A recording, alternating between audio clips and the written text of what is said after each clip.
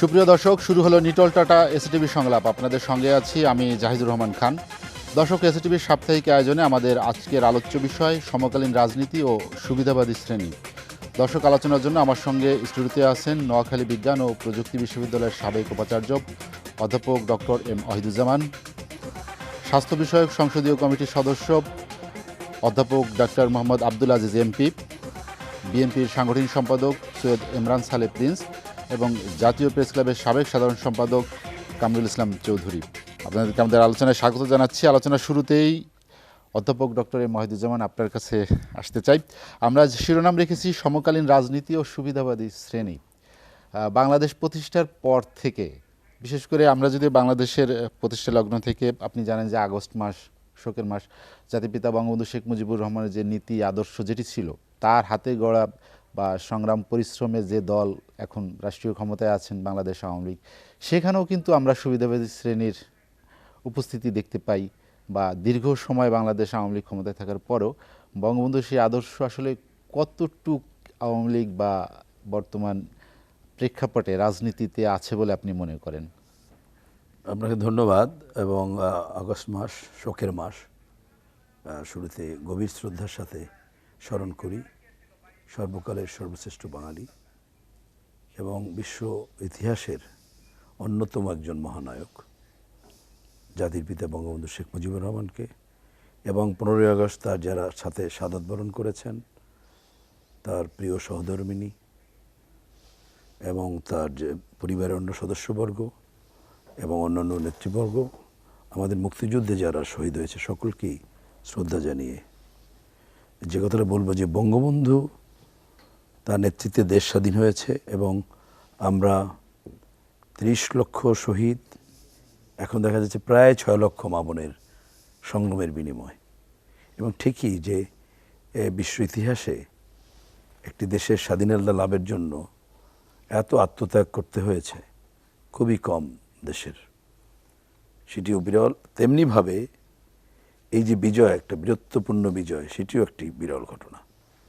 বঙ্গবন্ধু সেই সময়ের সমাজের তারা যখন রাজনীতি করেছেন, যে বঙ্গবন্ধু যদি আপনি বলেন বা তার পরিবারবর্গ বলেন, এই যে বেগম মুজিব, মানে একজন বঙ্গবন্ধু তো 50-এর দশকেই মন্ত্রী, তাই না?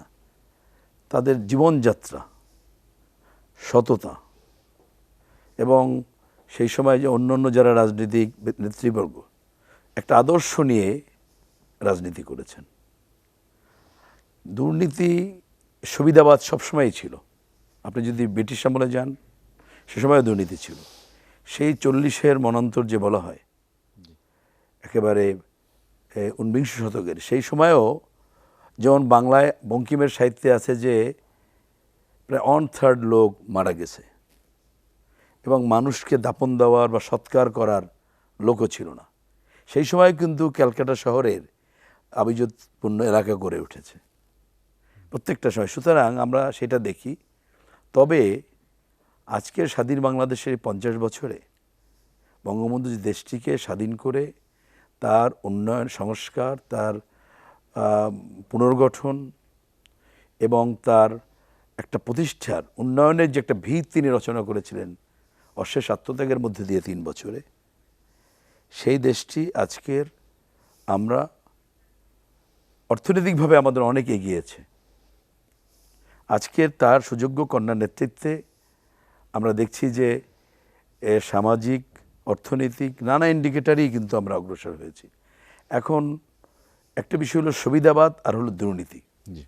এই জায়গাটা যদি আপনি আসেন, বঙ্গবন্ধু তার প্রথম যে বিপ্লব, আমাদের মুক্তিযুদ্ধ, স্বাধীনতা, সেটাকে একটা দেশটাকে পুনর্গঠিত একটা ফর্মে, যে দেশ একেবারেই এই তলাবিহীন ঝুড়িও বলা হয়েছে, এবং অনেকেই মনে করেছে যে এই দেশ এমন কোনো রিসোর্স নাই যে এরকম একটা সম্পূর্ণ বিধ্বস্ত একটা শূন্য দেশকে বাঙালি দাঁড় করাতে সক্ষম হবে। কিন্তু বঙ্গবন্ধু সেটা করেছিলেন, করে তিনি দ্বিতীয় বিপ্লবের কর্মসূচি দিলেন। এবং দেখেন, তিনি কিন্তু সত্যিকারই বুঝেছিলেন যে বাংলাদেশের সামনে বড় সমস্যা হলো এখন দুর্নীতি। দ্বিতীয় বিপ্লবের কর্মসূচির 1 নম্বর এজেন্ডা হলো দুর্নীতিমুক্ত বাংলাদেশ। আমি বলবো আজকের আমাদের উন্নয়ন যেমন বেড়েছে, অর্থনৈতিক পরিধি যেভাবে বেড়েছে, দুর্নীতি আমি বলবো সেরকম বেড়েছে তা না, তার চেয়ে বেশি জ্যামিতিক হারে বেড়েছে। এটা যেমন গাণিতিক হারে হয়েছে, এটা হচ্ছে জ্যামিতিক হারে। এবং এটি অবক্ষয়টাও এখানে দুটো দিক আছে। একটা দিক হলো অর্থনীতির এই বিকাশের এই ধারায়, একটা হলো যে পুঁজিবাদী অর্থনীতি, নব্য ধনিক শ্রেণী, এখানে টাউট বাটপার অর্থনীতির মধ্যেই কাঠামোতেও যদি বলেন, দেখেন আপনি একটা ছোট উদাহরণ যদি আমি দেই, আমাদের এখানে ফেস্টিভ্যালে দাম বাড়ে, রোজার ঈদের সামনে নিয়ে একটা কেনা বেচা। এই কোভিড, আজকে সারা পৃথিবী কোভিড মহামারীতে আক্রান্ত। আমার মনে হয় বাংলাদেশ ছাড়া পৃথিবীর আর কোনো দেশে পাবেন যে ওষুধের দাম বেড়েছে।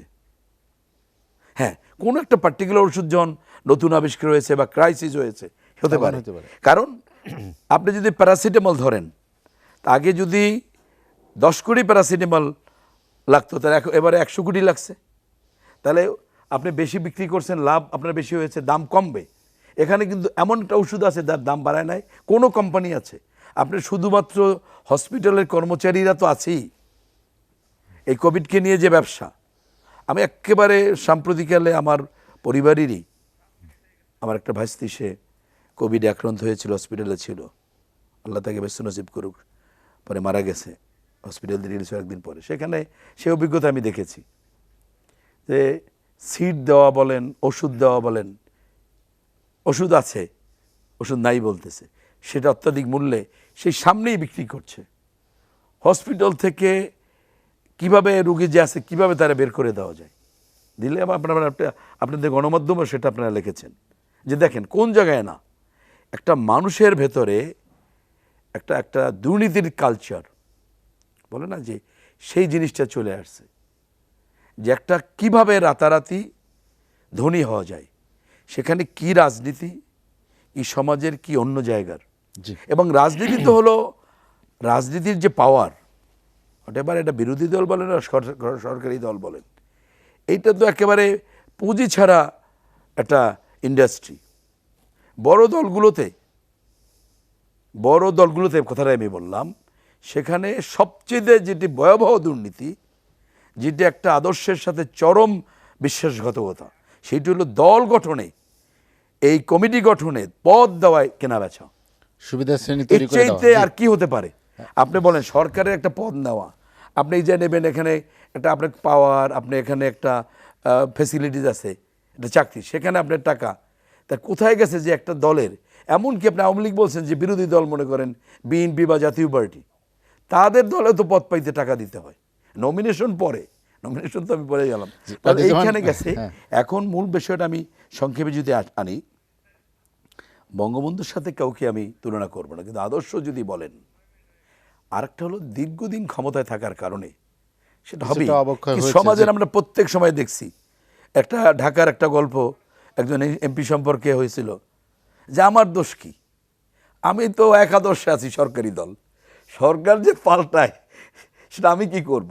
এবং এইটা ভয়াবহ হয় তখন যখন এই লোকগুলো, এই সুবিধাবাদী লোকগুলো যখন তারা মূল জায়গায় অবস্থান করে, এসে দলের যারা আদর্শবাদী, যারা ত্যাগী, তাদেরকে মানে দূরে সরিয়ে দিয়ে।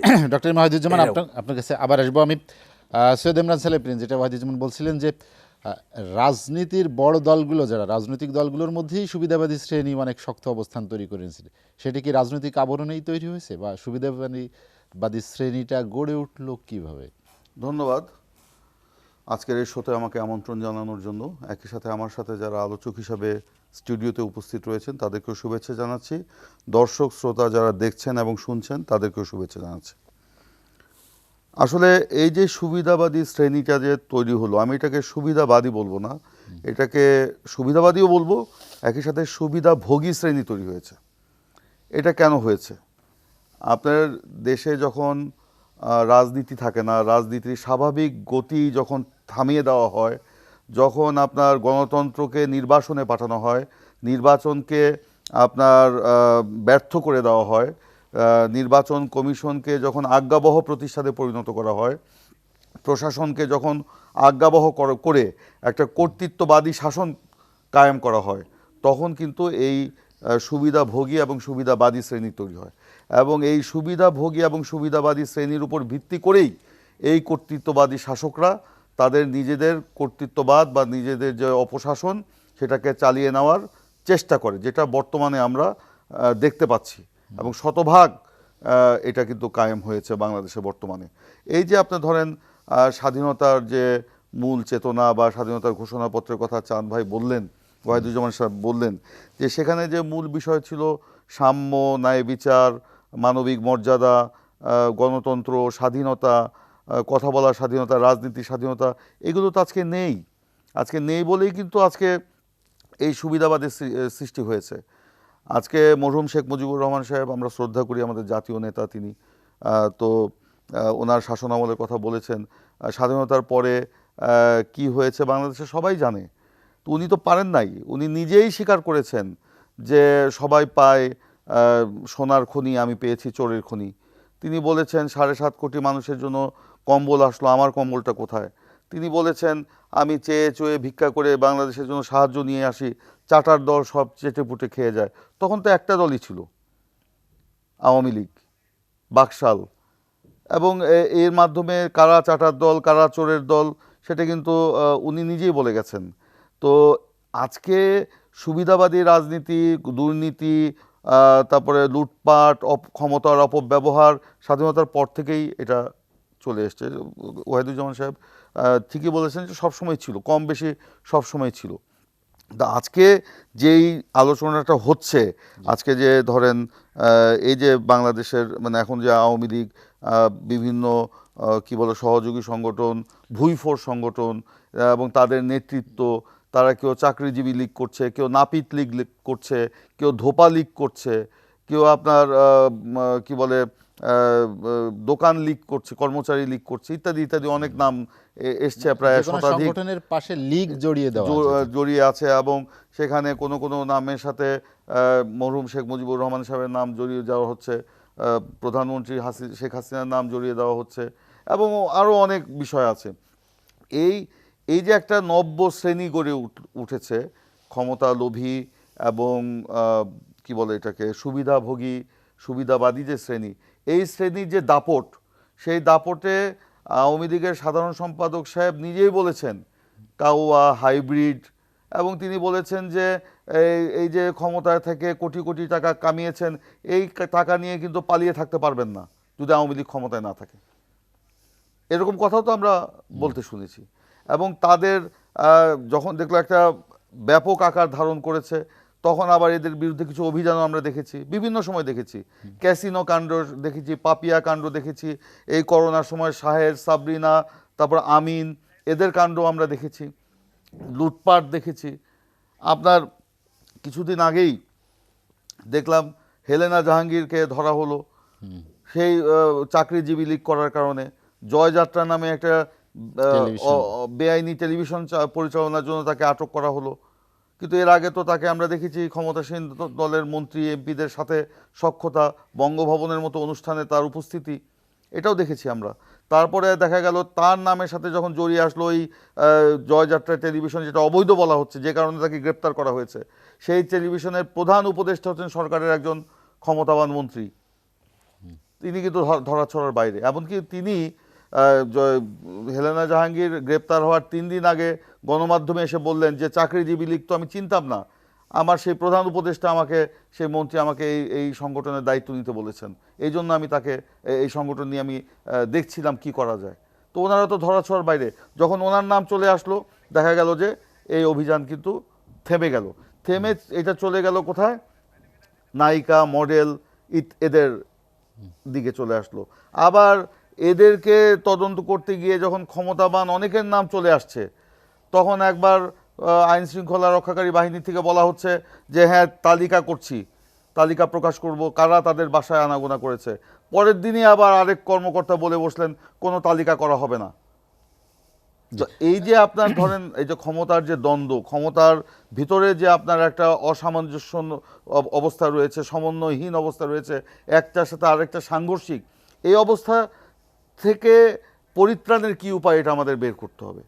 আজকে এই যে কথাগুলো বললাম যে রাজনীতি যখন স্বাভাবিক গতি থাকে না, যখন বিরাজনীতিকরণ ব্যাপক আকার ধারণ করে, যখন প্রশাসনের উপর অতিমাত্রায় মানে নির্ভরশীল হয়ে পড়ে সরকার এবং রাজনীতি, তখন কিন্তু এরকম পরিস্থিতির সৃষ্টি হওয়াটাই স্বাভাবিক। ইমরান সালে প্রিন্স, আপনার কাছে আবার আসবো আমি। অধ্যাপক ডাক্তার মোহাম্মদ আব্দুল আজিজ এমপি, যেটি ইমরান সালে প্রিন্স বলছিলেন যে বিশেষ করে ক্ষমতাসীন দলের অঙ্গ সংগঠনের নামে নানাভাবে বিভিন্ন সংগঠন তৈরি হয়েছে, প্রায় ৭৫টার মতো গোয়েন্দা সংস্থার রিপোর্টে এরকম আসছে। বিএনপির সময় এরকমই ছিল কাছাকাছি, মানে একই নামে শুধু এক জায়গায় জাতীয়তাবাদী, এক জায়গায় লীগ, এইভাবে পরিবর্তন হয়। এই শ্রেণী কিন্তু সবসময় থাকে, এটা রাজনীতিতে তারা। আর এখন করোনাকালীন সময় সুবিধাটা একটু বেশি পাচ্ছে। একজন চিকিৎসক হিসেবে, একজন সংসদ সদস্য হিসেবে আপনি এটাকে কিভাবে দেখেন যে রাজনীতির তারা শক্ত অবস্থানে আসলো কিভাবে? আপনাকে অসংখ্য ধন্যবাদ। এসএটিভির অগণিত দর্শক যারা দেশ এবং বাইরে থেকে অনুষ্ঠান দেখছেন, বিজ্ঞ আলোচকদের ধন্যবাদ। শোকের মাস, অগাস্ট মাস, আমি গভীর শ্রদ্ধার সাথে স্মরণ করছি সর্বকালের সর্বশ্রেষ্ঠ বাঙালি স্বাধীনতা স্থপতি জাতির জনক বঙ্গবন্ধু শেখ মুজিবুর রহমানের প্রতি শ্রদ্ধা নিবেদন করছি। 1975 সনের 15 আগস্ট বঙ্গবন্ধু শেখ ফজিলতুন্নেসা মুজিব, শেখ কামাল, শেখ জামাল, শেখ রাসেল সহ পরিবার এবং আত্মীয় স্বজন যারা মারা গেছেন তাদের প্রতি শ্রদ্ধা নিবেদন করছি। মহান মুক্তিযুদ্ধে 30 লাখ শহীদ এবং 2,70,000, যেটা এখন বলা হচ্ছে প্রায় 6 লক্ষ মাবুন, যাদের সর্বোচ্চ ত্যাগের বিনিময়ে আমরা স্বাধীনতা অর্জন করছি। আপনি খুব প্রাসঙ্গিক কথা বলছেন। সুবিধাবাদী রাজনীতি সবসময় ছিল এবং সবসময় তারা ঘাপটি মেরে থাকতো, সময় পালেই তারা ক্ষমতার অপব্যবহার করতো এবং বিভিন্ন সময় প্রকৃত যারা রাজনীতি করে তাদেরকে বিব্রত করত। আমরা বঙ্গবন্ধুর সময় মোস্তাককে দেখছি, যিনি মহান মুক্তিযুদ্ধের সময় পাকিস্তানের সাথে একটা কোয়ালিশন করে আমাদের মুক্তিযুদ্ধকে স্তিমিত করার চেষ্টা করেছিলেন। সেই সময় পারেননি আমাদের নেতৃবৃন্দের জন্য। তারপরের ঘটনাগুলো জানেন। সর্বশেষ এখন যে চিত্রগুলো আমরা দেখতেছি, আমি অস্বীকার করব না যে এই ঘটনাগুলো ঘটেনি। এটা যে বর্তমান সরকারের সময় হচ্ছে তা না। আমার ভাই বিএনপি ইমরান সালে ভাই বললেন, তাদের সময় এইটার মাত্রা কত দূর গেছিল উনি ভালো করেই জানেন। তাদের অনেকেই এখন দেশের বাইরে আছে, তাদের অনেকেরই ধরাছোঁয়ার বাইরে অনেক কোথায় আছে সে চিত্র জানেন না। নির্বাচন কমিশন নিয়ে উনি প্রসঙ্গ তুলেছেন। বিএনপির সময় আজিজ মার্কা নির্বাচন কমিশনের চিত্র বাংলাদেশের মানুষ জানে না, এই ঘটনা কেউ বলতে পারে না। কী ঘটনা সেই সময় ঘটেছিল, কেনই বা অন-11 তৈরি হলো, সেই চিত্রগুলো বাংলাদেশের মানুষ সবাই জানে। রাজনৈতিক দলের মধ্যে সততা থাকতে হবে, প্রকৃত রাজনীতিবিদদেরই রাজনীতি করতে হবে। ব্যবসায়ী অথবা যদি যারা এরকম ঘাপটি মেরে থাকে অথবা সুবিধাবাদী লোক থাকে, তখন সমস্যা হবে। বর্তমান সরকারের সময় নাই, আমি অস্বীকার করব না। আপনি দেখেছেন ক্যাসিনোর সময় সম্রাটকে কি বলে বন্দি করা হয়েছে। সম্প্রতি বেশ কয়েকটা ঘটনা দেখছেন, হিলেনা জাহাঙ্গীর, পরিমণি থেকে শুরু করে অনেকেই আটক করা হয়েছে। আমরা যেটা বলতে পারি যে এখন যে দুর্নীতি হচ্ছে না অথবা খারাপ লোক নাই বা সুবিধাবাদী লোক নাই, আমি সেটা বলবো অবশ্যই আছে, যার জন্য এই অভিযানগুলো চালানো হচ্ছে। কিন্তু আমাদের বক্তব্য বা বাংলাদেশ আওয়ামী লীগের বক্তব্য একটাই, সেটা হচ্ছে যে কেউ দেখিয়ে দেয়নি যে এরা দুর্নীতিবাদ অথবা এরা সমস্যা করতেছে। সরকার স্বপ্রণোদিতভাবে এই লোকগুলোকে ধরছে, যে যারা খারাপ কাজ করতেছে তাদেরকে ধরা হয়েছে।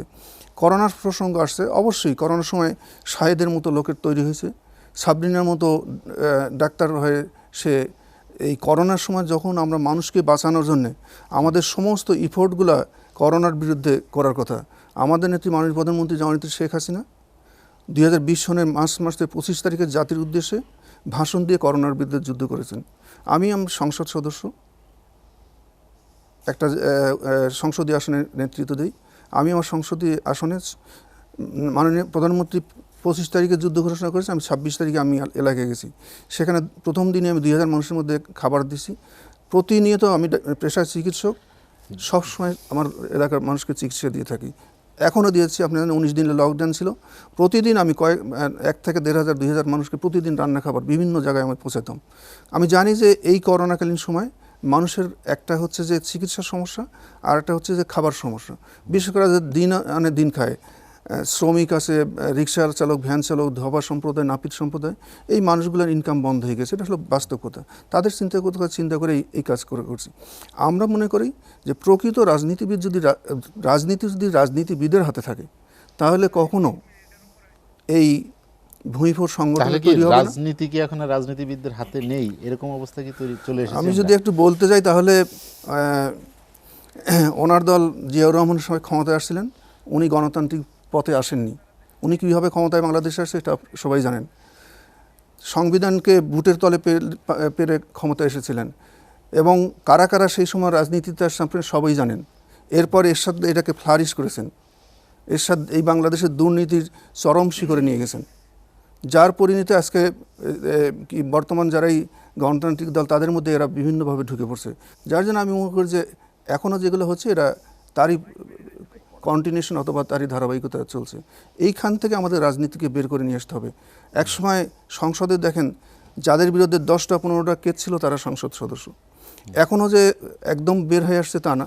তারপরে আমাদের নেত্রী মাননীয় প্রধানমন্ত্রী জননেত্রী শেখ হাসিনা চেষ্টা করে যাচ্ছেন। গত সংসদ নির্বাচনে 46 জন নতুন সংসদ সদস্য বাংলাদেশ আওয়ামী লীগ থেকে দেওয়া হয়েছে, তার মধ্যে আমি একজন।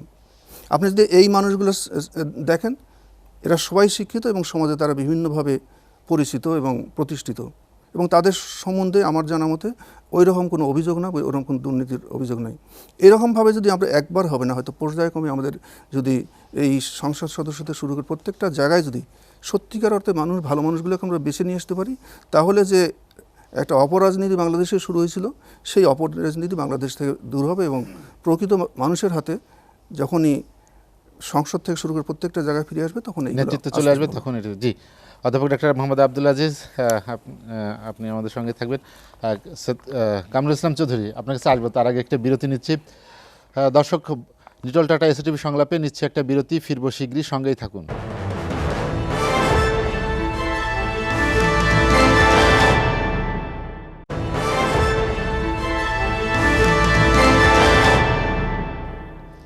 দেখছেন লিটল টাটা এসটিভি সংলাপ। বিরতির পর আমরা আবারও ফিরছি আলোচনায়। কামরুল ইসলাম চৌধুরী, যেটি নিয়ে আমরা আলোচনা করছিলাম সমকালীন রাজনীতি ও সুবিধাবাদী শ্রেণী, যেটি ডক্টর মোহাম্মদ আব্দুল আজিজ বললেন যে আসলে এই যে বলা হয় যে সবচেয়ে বড় নীতি যেটা আর কি, অর্থাৎ রাজনীতি, রাজনীতি যারা করেন তারা নীতিতে সবচেয়ে সেরা নীতি যারা নেওয়া হয়, সেইখানে আদর্শচ্যুত হওয়া বা নীতিহীনতা চলে আসা, সেই ধরনের রোগ রাজনীতিতে পুনর্বাসিত হয় বা তারা কার্যক্রম চালায়, নেতৃত্ব স্থানীয় পর্যায়েও যায়। এই প্রক্রিয়াটা থেকে কি আমরা আসলেই বিরতি পারবো আমাদের যে অবস্থা এখন? সে আমরা যারা স্বাধীনতা পূর্বকালে এই শহরে বড় হয়েছি এবং সেই সময়ে আমরা যে রাজনৈতিক নেতাদেরকে দেখেছি তারা সবাই বলা যায় পোড় খাওয়া রাজনীতিক ছিলেন। কেউ হয়তো মধ্যপন্থী ছিলেন, কেউ বামপন্থী ছিলেন, কেউ আবার ডানপন্থী ছিলেন। তাদের মধ্যে সততা, নিষ্ঠা, নিজের খেয়ে বনের মোষ তাড়ানোর একটা প্রবণতা ছিল। আমরা 60-এর দশকে এমনকি 70-এর দশকেও দেখেছি যে যারা আমাদের দেশে ইউনিয়ন পরিষদের চেয়ারম্যান হতেন তারা অনেকেই 30 বছর 40 বছর লাগাতারভাবে তারা চেয়ারম্যান ছিলেন এবং নিজের বাপ দাদার জমি জমা বিক্রি করে কিন্তু তারা সমাজের উপকার করতেন। তারা কিন্তু অনেকে ডাক্তার ছিলেন, হোমিওপ্যাথি ডাক্তার ছিলেন, অথবা এলএমএফ ডাক্তার ছিলেন, অথবা প্রাইমারি স্কুলের শিক্ষক ছিলেন বা হাই স্কুলের শিক্ষক ছিলেন। সেই মানুষগুলো কিন্তু সমাজে, বা উকিল ছিলেন, ব্যারিস্টার ছিলেন।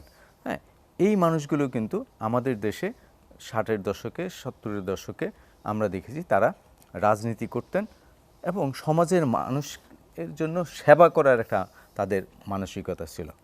তারা সততায়, নিষ্ঠায়, 2-4 জন বাদ দিয়ে যদি আমরা ধরি, তার মোটামুটিভাবে তারা কিন্তু আদর্শবাদী ছিলেন, পোড় খাওয়া ছিলেন। নানা সংগ্রাম আন্দোলন এর মধ্য দিয়ে তাদের বিকাশটা ঘটেছে। কেউ একেবারে ছাত্র জীবনের ছাত্র রাজনীতি করেছেন, তারপরে তারা হয়তো, যেমন 70 সালে যদি নির্বাচনের কথা আমরা ধরি, 70-এর নির্বাচনে আমরা দেখেছি যে প্রায় অর্ধেকের উপরে ছিলেন তরুণ সমান্তর, যাদের চোখ ফুটে নাই বলা যায়, কিন্তু তারা আদর্শবাদী রাজনীতি করেছেন। এমনকি অনেকে বামপন্থী রাজনীতিবিদ ছিলেন, তাদেরকেও দেখা গেলো যে বঙ্গবন্ধু ডেকে নমিনেশন দিয়েছেন। আব্দুর রব সেনিয়াবার তো কমিউনিস্ট ছিলেন, বা সামাদ আজাদ সাহেব কমিউনিস্ট ছিলেন। এই মানুষগুলোকে কিন্তু নৌকা মনোনয়ন দেওয়া হলো। বা আমাদের আব্দুল হামিদ সাহেব, উনি তখন মাত্র বিএ পাশ করলেন, ওনাকে নমিনেশন দেওয়া হলো। আমাদের এলাকায় প্রফেসর হানিফ, তিনি মাত্র লেকচারার হলেন নোয়াখালী কলেজে, মানে ছাত্রত্ব শেষ হয়ে জাস্ট উনি লেকচারার হলেন, তাকে ডেকে নমিনেশন দিয়ে দিলেন এবং নমিনেশন দেওয়ার সঙ্গে সঙ্গে তাকে আরও 1000-2000 টাকা উনি দিয়ে দিলেন যে নির্বাচনের এই টাকা খরচ করে মানে পোস্টার টোস্টার করতে হবে, করতে হবে। আবার নির্বাচনের পরে বিজয়ী হয়ে এসে তারা আবার 500 টাকা, 200 টাকা, 300 টাকা হয়তো ফেরত দিতে গেছেন বঙ্গবন্ধুর কাছে। বঙ্গবন্ধু আবার সেগুলো বলছে না, এইগুলো তোর এলাকার লোকদেরকে দেবে। আমরা দেখেছি মিজান চৌধুরী, প্রফেসর বা এই যে কে এম ওবায়দুর রহমান, এরা অনেক সময় লোন করে ব্যাংক থেকে ঋণ নিয়ে কর্মীদেরকে টাকা দিয়েছেন। আমরা একটা মিছিল করে গেছি, 500 টাকা, বড় মিছিল হলো, 500 টাকা দিয়ে বললো যে তোরা সব কর্মীদেরকে এটা দেবে। অর্থাৎ নিজে ত্যাগ করা এই মানসিকতা। রাজ্জাক ভাইকে দেখেছি, এই যে মান্নান ভূঁইয়া সাহেব, মানে এরা কত বহুদিন তারা হেঁটে, পায়ে হেঁটে তারা কর্মীদের বাড়িতে গিয়ে গিয়ে খবর নিতেন, এলাকায় গিয়ে গিয়ে এলাকার মানুষের দুঃখ দুর্দশার পাশে থাকতেন। সেই মানুষগুলো সেই রকম পোড় খাওয়া রাজনীতি, খন্দকার দেলোয়ার, হ্যাঁ, কি মানে কষ্ট করেছেন, মাইলের পর মাইল পায়ে হেঁটে এরা রাজনীতি করেছেন। কিন্তু আমরা দেখি যে এখন যে সংসদ সদস্য, ওনারা 350 জন সদস্য, 350 জনের মধ্যে উনি ঠিকই বলেছেন যে 40-45 জন নবীন সদস্য।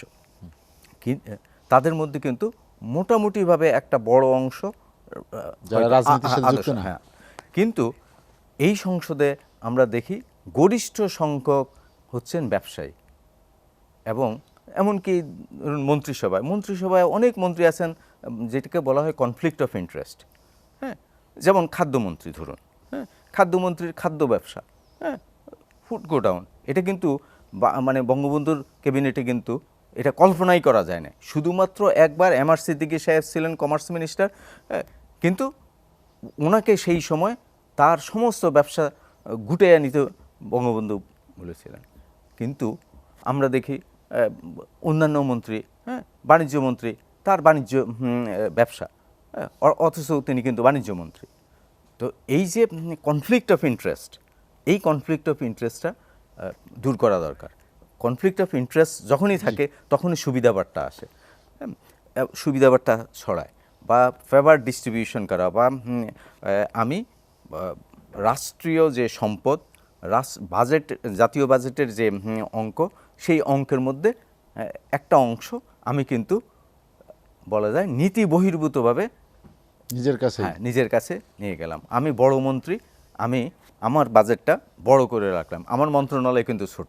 হ্যাঁ, জাতীয় যে প্রায়োরিটি, অগ্রাধিকার, প্রাধিকারের মধ্যে হয়তো এটা একটু মানে কম ইয়েতে আছে, কিন্তু আমি যেহেতু দাপুটে মন্ত্রী, হ্যাঁ, আমি যেহেতু ব্যবসায়ী, আমি চাইব যে বাজেটের একটা বড় অঙ্ক যেন আমার কাছে আসে।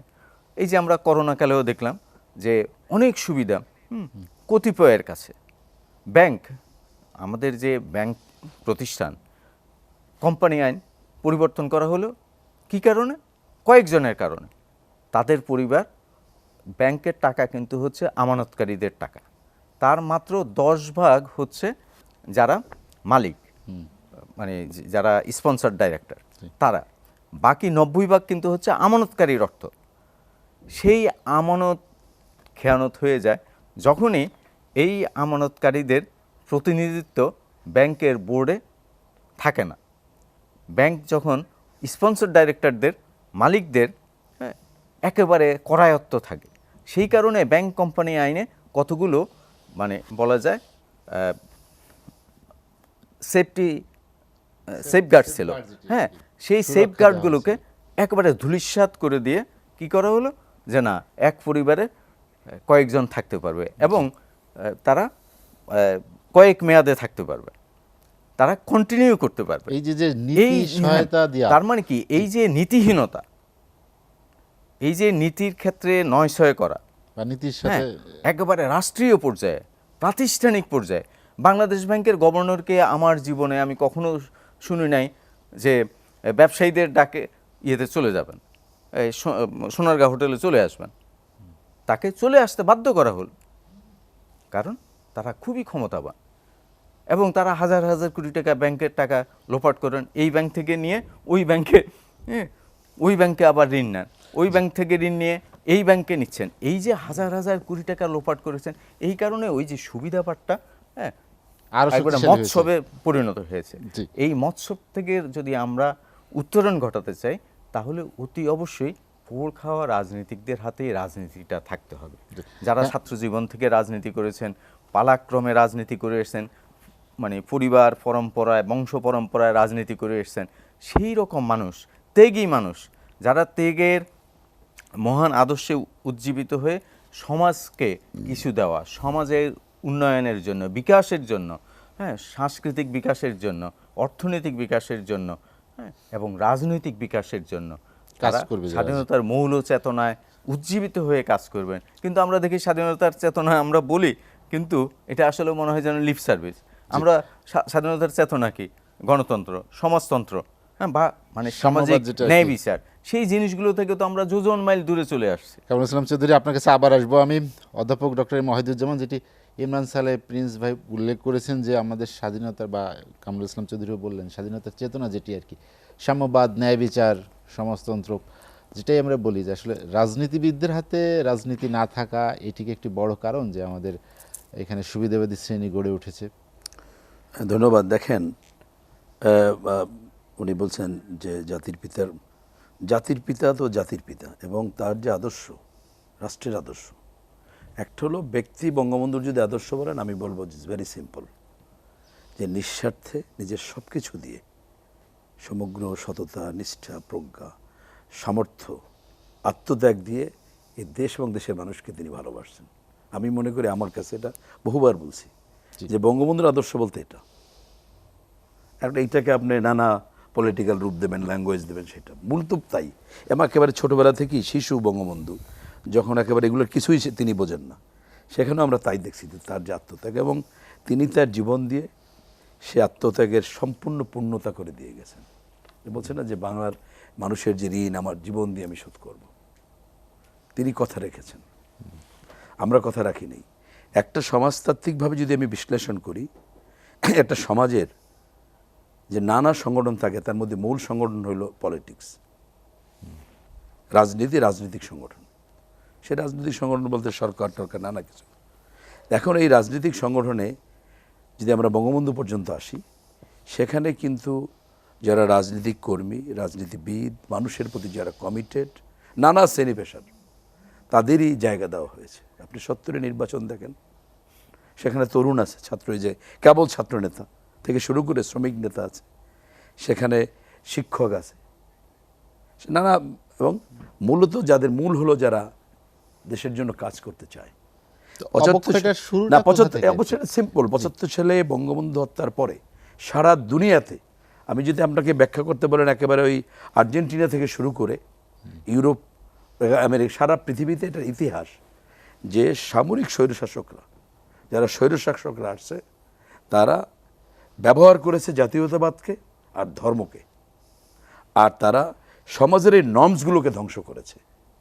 75 সালে বঙ্গবন্ধুকে হত্যা করে আমাদের রাষ্ট্রীয় আদর্শকে গলা টিপে ধরা হয়েছিল। দেশকে পুরো একেবারে আমি বলবো যে পাকিস্তানি ভাবধারায় নেওয়া, সংবিধানকে ক্ষতবিক্ষত করা, এবং যার আদর্শ নিয়ে যুদ্ধ করে বাংলাদেশ হয়েছে, যে হিন্দু, মুসলিম, খ্রিস্টান, বৌদ্ধ সকলে বাঙালি, সকলের এই দেশ, সেটাকে একেবারে সেই পাকিস্তানিদের মদদে সাইড একটি সাম্প্রদায়িক ধর্মভিত্তিক একটা ইমাজিনারি বাংলাদেশি জাতীয়তাবাদ করে প্রথম বিভক্ত করা হয়েছে জাতিকে।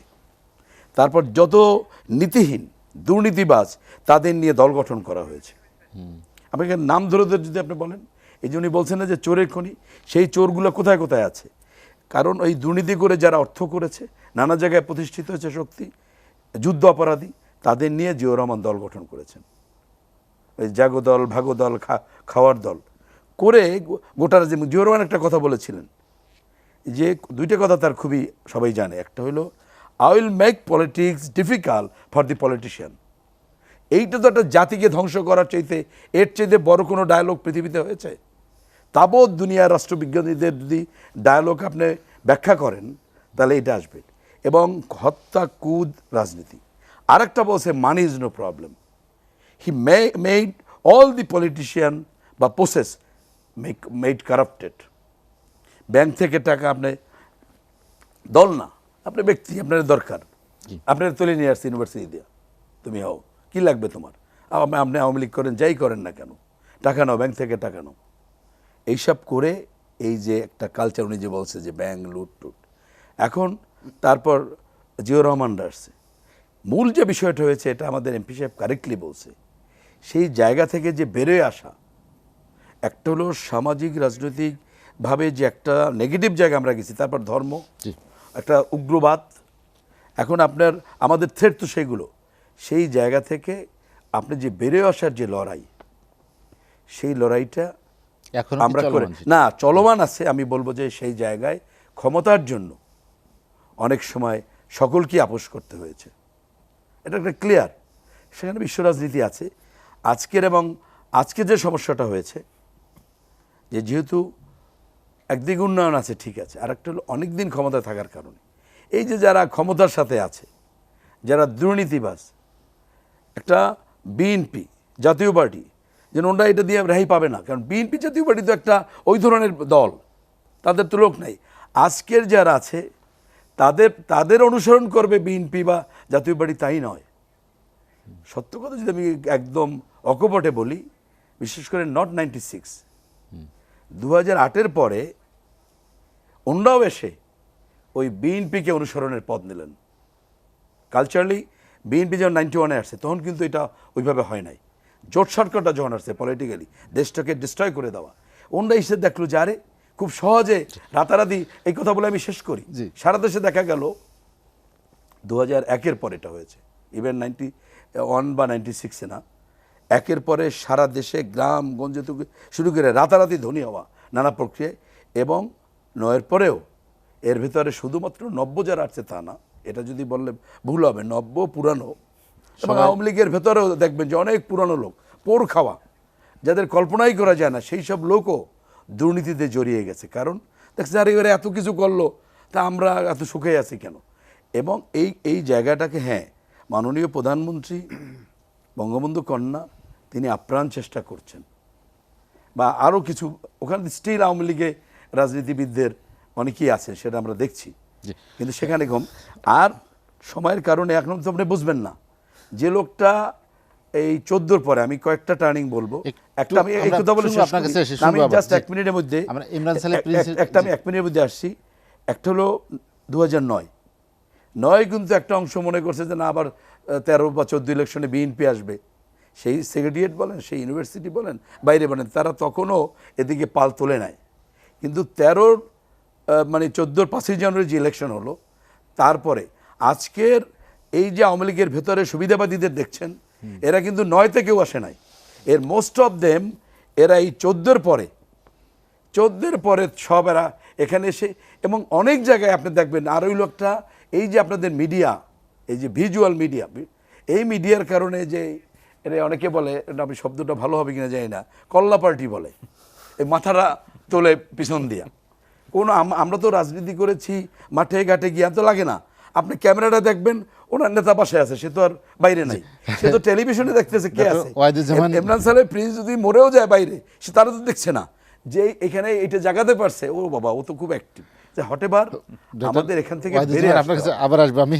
ইমরান সাহেব প্রিন্স, এই যে সুবিধাবাদী শ্রেণী, যেটি ওয়াহিদুজ্জামান অকপটে স্বীকারই করলেন যে আসলে আওয়ামী লীগের মধ্যে, ক্ষমতাসীন দলের মধ্যে যে এত ভিড় সুবিধাবাদী শ্রেণীর, এই শ্রেণীটা 2014-র পরে অনেকটা বেশি সক্রিয়, সেটি আসলে এত ভিড় কেন জমাচ্ছে? আপনার কি মনে হয় যে ক্ষমতার কাছাকাছি থাকার জন্য তারা, নাকি ক্ষমতা দীর্ঘায়িত হওয়ার জন্য ভিড় জমাচ্ছে?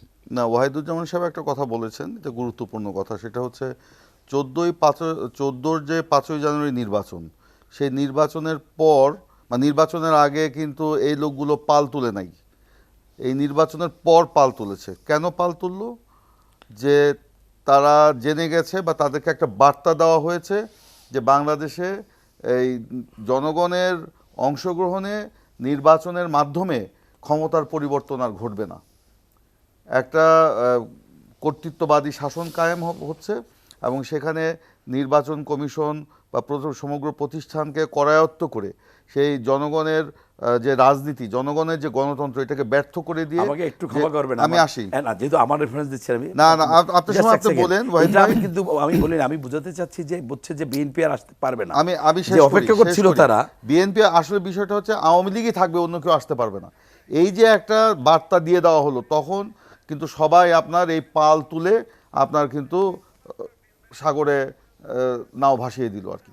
এবং সেই নাও ভাসানোর মাধ্যমে যেটা হলো যে আজকে সব জায়গাতে যেটা, হ্যাঁ ঠিক আছে, পোর খাওয়া আওয়ামী লীগরাও দেখছি যারা দুর্নীতিতে গা ভাসিয়ে দিচ্ছে, নতুন আওয়ামী লীগেরাও দুর্নীতিতে গা ভাসিয়ে দিয়েছে, ওনাদের ভাষায় হাইব্রিডের সৃষ্টি হয়েছে, ওনাদের ভাষায় কাওয়ার সৃষ্টি হয়েছে, ওনাদের ভাষায় নব্য কোটিপতির সৃষ্টি হয়েছে।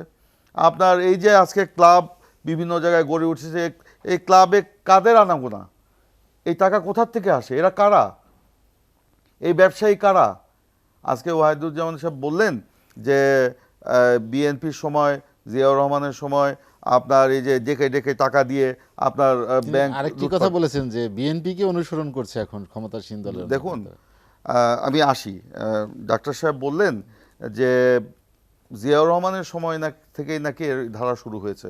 আমি আমার এর আগের বক্তব্যে কিন্তু কিছুটা উল্লেখ করেছিলাম, আমি পুরোপুরি বলতে চাইনি, এখন আমি বলতে বাধ্য হচ্ছি, যেটা যে স্বাধীনতার পরে স্বাধীনতার যে মূল চেতনা, সেই চেতনার যে কুঠারাঘাত করা হয়েছে এবং নিজের দলীয় চেতনাকে, দলীয় নীতি আদর্শকে রাষ্ট্রের নীতি আদর্শ হিসাবে যে প্রতিষ্ঠিত করা হয়েছে, যেখানে জনগণের কোনো অংশগ্রহণ ছিল না, জনগণের মতামতের কোনো অংশগ্রহণ ছিল না, এটা করে যেটা করা হয়েছে, তার মাধ্যমে বাংলাদেশে কিন্তু রাজনীতির একটা অপধারার সৃষ্টি হয়েছিল।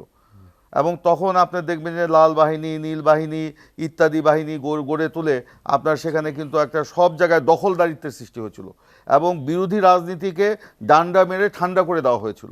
হুন্ডা গুন্ডার রাজনীতি বা নির্বাচন শুরু করা হয়েছিল। ৭৩ সালে যে নির্বাচন, সেই নির্বাচনে আপনার যে এই যে খন্দকার মোস্তাক আহমেদের কথা বলে, তাকে জেতানোর জন্য সেই আপনার ব্যালট বাক্স আপনার হেলিকপ্টার করে ঢাকায় গণভবনে নিয়ে এসে তার আপনার গোনানো, মানে কি বলে, ভোট গুনিয়ে তাকে নির্বাচিত ঘোষণা করা হয়েছিল। নির্বাচন তো সেখানেই ব্যর্থ করে দেওয়া হয়েছিল। এই যে একটা অপরাজনীতি, অপসংস্কৃতি তখন গড়ে উঠেছিল, তার পরিণতিতে কিন্তু ৭৫-এর আপনার 15ই আগস্টের বিয়োগান্তক ঘটনা ঘটে। এটা অত্যন্ত নিন্দনীয় ঘটনা এবং এই ঘটনার জন্য আওয়ামী লীগ জাসদকে দায়ী করে, জাসদ আওয়ামী লীগকে দায়ী করে। দুই দলই কিন্তু আবার এখন মহাজোটের অংশ এবং দুই দলই কিন্তু এখন সরকারের অংশীদার। তারা একে অপরকে কিন্তু দায়ী করে। আজকে আওয়ামী লীগের প্রেসিডিয়ামের মেম্বাররা সংসদে দাঁড়িয়ে বলছে যে সেই ৭৫-এর 15ই আগস্টের হত্যাকাণ্ডের প্রেক্ষাপট রচনা করেছে জাসদ। আবার জাসদের যিনি প্রধান, তিনি প্রকাশ্যে সাংবাদিকদের সামনে গণমাধ্যমে এসে বলেছেন যে আওয়ামী লীগে মরহুম শেখ মুজিবুর রহমানকে হত্যা করেছে, তার পরিবারকে হত্যা করেছে। এই যে তাদের যে রাজনীতি, এখান থেকে আপনার পরের ঘটনাগুলো পাল্টা এর মাধ্যমে ৭ই নভেম্বরের সিপাহী জনতার বিপ্লব, জিয়াউর রহমানের জনসম্মুখে চলে আসা এবং তার উপর জাতির দায়িত্বটাকে তাকে দিতে হয়েছিল সেরকম একটা মানে অমানিসার অন্ধকারের মধ্যে, এবং তিনি তখন সেই দায়িত্বটা নিয়ে বাংলাদেশকে আপনার সঠিক ধারায় নিয়ে আসার চেষ্টা করেছেন। উনি বললেন যে বাংলাদেশি জাতীয়তাবাদের মাধ্যমে নাকি জাতিকে বিভক্ত করা হয়েছে, বরঞ্চ বাংলাদেশি জাতীয়তাবাদের মাধ্যমে জাতিকে ঐক্যবদ্ধ করা হয়েছে। বাঙালি জাতীয়তাবাদের নামে যে তত্ত্বটা হাজির করা হয়েছিল, সেখানে এই ভূখণ্ডের মধ্যে বাংলা ভাষাভাষী যারা রয়েছে, বাংলা ভাষাভাষীর মানুষের বাইরে যারা রয়েছে, তাদেরকে অস্বীকার করা হয়েছিল এবং সেই অস্বীকার করার মাধ্যমে পার্বত্য চট্টগ্রামের শান্তি বাহিনীর সৃষ্টি হয়েছিল এবং সেই সময় পার্বত্য চট্টগ্রাম বিচ্ছিন্ন করার একটা ষড়যন্ত্র কিন্তু সেটার সূত্র ধরে সেখানে করা হয়েছিল। আমি এই বিতর্কে আজকে যেতে চাইনি, কিন্তু এসে গেছে সেটা। আজকে জিয়াউর রহমান সেই সময় বাংলাদেশে যদি রাজনীতি শুরু না করতো, বহুদলীয় গণতন্ত্র যদি পথ যদি উন্মুক্ত না করতো, যে বহুদলীয় গণতন্ত্রকে আওয়ামী লীগ শেখ মুজিবুর রহমান সাহেব বন্ধ করে দিয়ে একদলীয় বাকশাল কায়েম করেছিল, জিয়াউর রহমান ক্ষমতায় এসে কিন্তু বহুদলীয় রাজনীতি শুরু করেছিল এবং সেই বহুদলীয় রাজনীতির হাত ধরেই কিন্তু আওয়ামী লীগ, যেটা আগে বাকশালে বিলীন হয়ে গেছিল, সেই আওয়ামী লীগের পুনর্জন্ম হয়েছিল, নতুন করে যাত্রা শুরু হয়েছিল। আওয়ামী লীগ আজকে এখানে এসছে। আজকে আল্লাহ না করুক যদি সেই ৭৫-এর 15ই আগস্টের হত্যাকাণ্ডের সাথে ওনারা যাদেরকে দায়ী করছেন তারা যদি আজকে ক্ষমতায় থাকতো, আওয়ামী লীগের নাম নিশানা আজকে কোন জায়গায় থাকতো এটা ওনাদের মনে রাখা উচিত। আজকে ওনারা জিয়াউর রহমানকে দোষারোপ করেন। ওনাদের ন্যূনতম কৃতজ্ঞতাবাদ থাকলে জিয়াউর রহমানের প্রতি ওই জন্য কৃতজ্ঞ থাকা উচিত ছিল।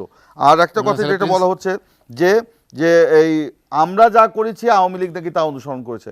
আপনি 90-এর পরে 91 থেকে 96 পর্যন্ত ক্ষমতায় ছিল বিএনপি, ঠিক আছে? আচ্ছা, সেখানে আপনি কোথাও দেখাতে পারবেন যে এই ধরনের কোনো চাকরিজীবী লীগ, তারপরে যে সুবিধাবাদী রাজনীতি এগুলো ছিল? ছিল না যে আমি বলবো না, কিছুটা ছিল। এটা ক্ষমতায় থাকলে, ক্ষমতার রাজনৈতিক সরকার থাকলে কিছুটা হয়। এবং যে কারণে আমাদের তৎকালীন সময় 2001 সালে আপনি জানেন যে আমাদের সিটিং এমপি একজন, যিনি ছাত্রদলের সভাপতি ছিলেন, কেন্দ্রীয় সভাপতি, তাকে গ্রেপ্তার করে তাকে জেল খাটানো হয়েছিল। কিন্তু আজকে দুর্নীতি যেভাবে মহামারী আকার ধারণ করেছে, এই ধরনের কোনো কিছু ছিল না। আজকে এই যে নাপিত লীগ, ধোপা লীগ ইত্যাদি ইত্যাদি, আপনি কে যেন একজন বললেন যে বিএনপি আমলেও এরকম অনেক সংগঠন ছিল, আপনি দেখাতে পারবেন? বা তারা ক্ষমতার সুযোগ নিয়ে তারা এই কাজগুলো করেছে দেখাতে পারবেন?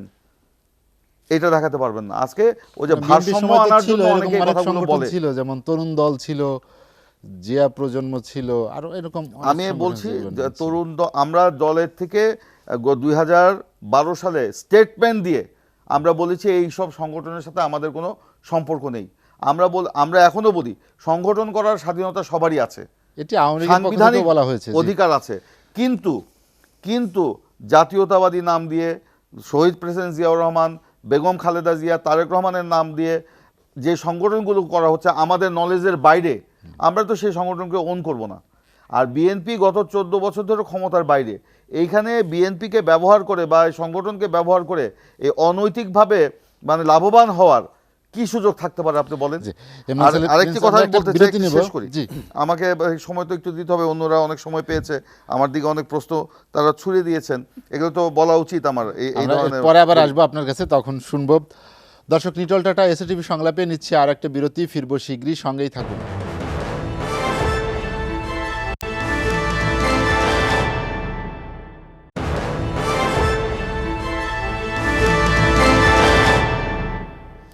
দেখছেন নিটল টাটা এসএটিভি সংলাপ। বিরতির পর আমরা আবার ফিরছি আলোচনায়। অধ্যাপক ডক্টর মোহাম্মদ আব্দুল আজিজ, যেটি সৈয়দ ইমরান সালেহ প্রিন্স বলছিলেন যে ক্রমবর্ধমানভাবে যে সুবিধাবাদী শ্রেণী গড়ে উঠছে এবং তার বেশিরভাগই মানে বহিঃপ্রকাশটা হয়েছে এই সময়গুলোতে এসে, যেখানে এসে আসলে এর বীজ বপিত হয়েছিল কতদিন আগে, সেটা কি আমরা সেই আমাদের স্বাধীনতার পূর্ব থেকেই কি ধারা দেখে এসেছি? স্বাধীনতার পূর্বের প্রসঙ্গ যাব না, উনি বঙ্গবন্ধু প্রসঙ্গ টানছে, চার্টার দল বলছেন, তারপরে সোরের খনি বলছেন, অনেক কথা বলছেন। বঙ্গবন্ধু কথাগুলো বলছিলেন এই কারণে ওনার সেই সামর্থ্য ছিল। সৎ কথা বলার শক্তি সবার থাকে না, সৎ কথা সবাই বলতে পারে না, অনেকে দুর্বলতা থাকে, অনেকে নিজেই জড়িত থাকে, বলতে পারে না। কিন্তু বঙ্গবন্ধু এমন একজন মানুষ ছিলেন, তার সেই কথা বলার সৎসাহস ছিল। সেটা দেশের মানুষকে বলছে, যখন পাকিস্তান ছিল তখন পাকিস্তানদের নেতাদের অনেক কথাই শুনিয়েছিলেন, এটা সবাই জানে। ভুট্টো যখন তাকে পাকিস্তানের কারাগার থেকে মুক্ত দেওয়ার পরে প্রথম তার সাথে সাক্ষাৎ করলেন এবং বাংলাদেশের সাথে একটা নেগোসিয়েশন করতে চাইছে, তখন উনি প্রথমে জিজ্ঞেস করলেন আমি বন্দী না মুক্ত। তারপরে বলছে আমি দেশে যাব, দেশের পর যাওয়ার পরে আমি সিদ্ধান্ত নিয়ে কী করবো পাকিস্তানের সাথে সম্পর্ক সেটা জানাবো। প্রতিটা ক্ষেত্রে উনি সততা এবং প্রত্যেকটা জায়গায় বলতে পারবেন না যে ওনার সততা, ওনার নিষ্ঠা, ওনার কোনো কিছুতে ঘাটতি ছিল। তো আমি সেই প্রসঙ্গ যেতে চাই না। বঙ্গবন্ধুর সেই সামর্থ্য, সেই দক্ষতা ছিল দেখে উনি সত্য কথাগুলো সত্যভাবে তার দলের লোককে বলেছেন, বলার চেষ্টা করছেন। আর একটা হচ্ছে যে আমরা যেটা সবাই মনে করি, যদি আমার সন্তানকে যদি আমি শাসন না করতে পারি, বাইরের কেউ করতে পারবে না, এটা বাস্তব কথা। উনি যদি ওনার দলের মানুষকে শাসন করতে না পারে, অন্য কেউ এসে শাসন করবে অথবা ভালো করবে, এটা সম্ভব না। জিয়াউর রহমানের কথা বলছেন, এই দেশে যদি হত্যাকুর রাজনীতি শুরু করেন জিয়াউর রহমান করেছেন। খালেদ মোশাররফকে যদি হত্যা না করে জিয়াউর রহমান ক্ষমতায় না আসতেন, বাংলাদেশের আজকে হয়তো ইতিহাস অন্যরকম হতো। জাস্টিস সাইমের কাছ থেকে কীভাবে ক্ষমতা নিয়েছিলেন আপনি হয়তো ইতিহাস পড়ছেন, জানার কথা। আমরা তো সেই সময় ছাত্র ছিলাম, আমরা তো দেখেছি। বুলেটের ভয় দেখে তখন তার কাছ থেকে ক্ষমতা নেওয়া হয়েছিল। সেই বঙ্গবন্ধু হত্যার পরে সুবিধাবাদী কে, জিয়াউর রহমান কীভাবে ক্ষমতা আসলেন, কারা নিয়ে এসেছেন, সেই আমরা বাংলাদেশের মানুষ সবাই জানি। এবং কিভাবে উনি হানা ইলেকশন দিয়েছেন শুধু দিয়ে ক্ষমতায় আসেন সেটা বাংলাদেশের মানুষ জানে। ক্ষমতায় থাকা সেনাপ্রধান থাকার পরে উনি কি বলে ইলেকশন করে ব্যাকডেটে সব কিছু পাস করছে 10 মাস পরে, এই চিত্রগুলো বাংলাদেশের মানুষ জানে। সেই সময় রাজনীতিবিদদের কেনাবেচা হয়েছে। আপনি যদি শাহ আজিজের মতো কুখ্যাত রাজাকার, যিনি কি বলে বাংলাদেশ সম্বন্ধে জাতিসংঘে যে কী বলছেন সেটা বাংলাদেশের মানুষ সবাই জানে, সেই সময় যাদের এখনও জানে। মশিউর রহমানের মতো রাজাকারকে নিয়ে এসে ক্ষমতায় বসেছেন, এই চিত্রগুলো কিন্তু আওয়ামী লীগ কখনো করেনি, এটা বিএনপি সরকারই করছে। লাল বাহিনীর কথা বলছেন। একটা দেশ স্বাধীন হলে স্বাধীনতার পক্ষের একটা শক্তি থাকে, একটা বিপ্লবী একটা সংগঠন তৈরি হয়, যেটা বাংলাদেশে হয়েছিল। বঙ্গবন্ধু দীর্ঘদিনের রাজনীতির জ্ঞান, তার প্রতিবাদী উনিও বলছিলেন বাংলাদেশের এরকম একটা হতে পারে, যার জন্য সেই সময় রক্ষী বাহিনী তৈরি করা হয়েছিল। আমাদের পুলিশ বাহিনীর যে সেই সময় যে দক্ষতা, সেই সময় আমাদের যে সামর্থ্য, সেটা খুবই কম ছিল, যার জন্য অন্য বাধ্য হয়ে রক্ষী বাহিনী তৈরি হয়েছে। এবং সেই সময় রক্ষী বাহিনীর ভূমিকা একটা খারাপ মানুষকে, একটা দুর্ধর্ষ ডাকাত বা বিভিন্ন জনকে সাহায্য করার জন্য কিছু কিছু অতিরঞ্জিত মনে হতে পারে, কিন্তু সেই সময় যদি রক্ষী বাহিনী না থাকতো বাংলাদেশের আইন শৃঙ্খলা বলে কোনো জিনিস থাকতো না। আপনারা দেখেছেন কীভাবে পাটের গুদাম পোড়ানো হয়েছে, কীভাবে মানুষের সম্পদ নষ্ট হয়েছে, সেটা যারা গ্রামে, আমরা থাকছি গ্রামে দেখছি। একটা পাটের শত শত পাটের গুদাম পোড়ানো হয়েছে, কারা পোড়াইছে, এবং এগুলো তো আইন শৃঙ্খলা রক্ষা করার জন্য একটা বাহিনী তো দরকার ছিল, এটা তো অস্বীকার করার বাহিনী। পার্বত্য চট্টগ্রাম সমস্যা বলছেন, এই পার্বত্য চট্টগ্রাম সমস্যা আওয়ামী লীগের সময় বা বঙ্গবন্ধুর সময় তৈরি হয়েছে। আপনারা তো জিয়াউর রহমান তো এটাকে অস্ত্রের মাধ্যমে সমাধান করতে চাইছিলেন, যার জন্যে হাজার হাজার মানুষ ভারতে পালিয়ে গেছিলেন। তার বঙ্গবন্ধুর কন্যা মাননীয় প্রধানমন্ত্রী জননেত্রী শেখ হাসিনা দেখলেন যে এই বিশাল জনগোষ্ঠীকে বাইরে রেখে কখনো বাংলাদেশে এই পার্বত্য চট্টগ্রামের সমস্যার সমাধান করা সম্ভব না। উনি তাদের সাথে বসেছেন, তাদের সাথে কি বলে বারবার বসে সমস্যার সমাধান করেছেন, পার্বত্য চট্টগ্রামে শান্তি প্রতিষ্ঠিত হয়েছে। এবং যারা ভারতে পালিয়ে গেছেন তাদের সবাইকে আশ্রয় দেওয়া হয়েছে, তারা প্রতিষ্ঠিত হয়েছে। এটার বাস্তবতা স্বীকার করেন আর না করেন। বিএনপির সময় আপনি বলছেন যে ভূমিপুত্র সংগঠন ছিলেন না। আমার ভাই, যে তরুণ লীগ, কি জিয়া লীগ, কত লীগের তৈরি ছিল, আপনি যদি বলেন তাহলে তো ইতিহাসকে অস্বীকার করা হবে। এই সময় যে তৈরি হয়নি, এই সময় যে আওয়ামী লীগের সময় হচ্ছে না, আমরা সেটা বলি না। আপনি বললাম যে চাকরিজীবী লীগ, অমুক লীগ, যার জন্য আওয়ামী লীগ তো বারবার ঘোষণা দিয়েছেন, নেত্রী স্বয়ং বলছেন যে আমাদের নির্ধারিত অঙ্গ সংগঠন এবং সহযোগী অথবা ভাতৃপ্রতিম সংগঠনের বাইরে আমরা কাউকে স্বীকৃতি দেব না। তারপরে বিশেষ সুবিধা নেওয়ার জন্য বা নিজের ক্ষমতা দেখার জন্য বিভিন্ন জন বিভিন্ন রকম কি লীগ তৈরি করতেছে, কিন্তু সেটা কি আসলে অনুমোদন আছে? তো এটা তো যুগ যুগ ধরে এটা হয়ে আসছে। আপনাদের সময় ছিল, এরশাদের সময় হয়েছে, আওয়ামী লীগ সময় হয়েছে, যেটাকে আওয়ামী লীগ স্বীকৃতি দেয়। এটা তো আজকে নতুন তৈরি না, এটা তো যুগ যুগ ধরে। ডক্টর আব্দুল আজিজ, আমরা আপনার কাছে আবার আসবো। আমি কামরুল ইসলাম চৌধুরী, দল ক্ষমতায় থাকলে যেটি সংগঠন বা সুবিধাবাদী শ্রেণী গড়ে উঠতে পারে, তারা তো একটি দল করতেও পারে, কিন্তু প্রশ্ন হচ্ছে যে তারা আশ্রয় প্রশ্রয় পায় কিভাবে, বা তারা ক্ষমতার কাছাকাছি যায় কিভাবে? হ্যাঁ, এ সম্পর্কে আসলে প্রফেসর ওয়াহিদুজ্জামান চমৎকারভাবে বলেছেন যে যখনই দল ক্ষমতায় থাকে এবং অনেক দিন ক্ষমতায় থাকে এবং ভবিষ্যতে অন্য কেউ আর ক্ষমতায় আসবে না, এটা যখন আমাদের দেশে বা অন্য কোনো দেশেও যদি এটা নিশ্চিত হয়ে যায়, তখন সেই দলের মধ্যে যারা সুবিধাভোগী তারা চড়াও হয়। এবং চড়াও হলে ওই যে পুরনো যারা, পোড় খাওয়া যারা, তারাও কিন্তু ভালনারেবল হয়ে যান। কেন ভালনারেবল হন? এই কারণে যে দেখেন যে তাদের সঙ্গে বা তাদের পরে যারা এসছেন, তারা রাতারাতি হাজার কোটি টাকার মালিক হয়ে যাচ্ছেন, অরেল সম্পত্তির মালিক হয়ে যাচ্ছেন, দলে বড় বড় পদবিগুলো তারাই বাগিয়ে নিচ্ছেন বা সেই পদবিতে তারা থাকছেন। আর তারা মানে যারা পোড় খাওয়া, তারা ধীরে ধীরে অপশ্রিয়মান হয়ে যাচ্ছেন। হ্যাঁ, তারা অনেকটা আইইউসিএনের রেড লিস্টের দিকে চলে যাওয়ার মতো। হ্যাঁ, সেই রকম তালিকায় আমরা দেখেছি যে আওয়ামী লীগের 2008 সালের যখন আওয়ামী লীগ ক্ষমতায় আসে, তখন আমরা দেখেছি যে আওয়ামী লীগের বর্ষিয়ান যে নেতৃবৃন্দ, তারা কিন্তু আর ক্যাবিনেটে স্থান পাননি। যারা পোড় খাওয়া রাজনীতিবিদ, হ্যাঁ, তাদের কারো কারো হয়তো 1-11 সময় পুলিশের বা ওই যে সামরিক বাহিনীর সে চাপাচাপির কারণে বা জেলে তাদেরকে নেওয়া হয়েছে এবং অত্যাচার নির্যাতনের কারণে তারা হয়তো কেউ কেউ কোনো কোনো কথা বলেছেন, যে কথাগুলো হয়তো দলের পক্ষে যায়নি সেই মুহূর্তে, কিন্তু তাদের যে সারা জীবনের ত্যাগ তিতিক্ষা সেটা কিন্তু শেষ হয়ে গেল।